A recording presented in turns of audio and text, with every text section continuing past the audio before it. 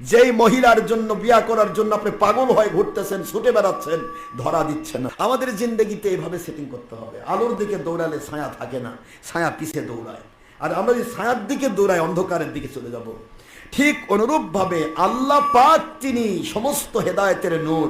সে আল্লাহ এবং রসুলমুখী যখন বান্দা থাকে, ছায়ারূপী দুনিয়ার টাকা পয়সা, জমি, দাড়ি, বাড়ি, গাড়ি, যেই মহিলার জন্য বিয়া করার জন্য আপনি পাগল হয়ে ঘুরতেছেন, ছুটে বেড়াচ্ছেন, ধরা দিচ্ছে না। ওই মহিলা সহ দুনিয়ার যত সম্পদ সব হলো ছায়া। ছায়ার পিছে দৌড়ালে সে অন্ধকারে নিয়ে যায়, সে আলোর মত দেখায় না। যখনই আপনি ছায়ার বিরোধী আলোর দিকে দৌড়াবেন, ওই ছায়া আপনার পিছের দিকে দৌড়াবে।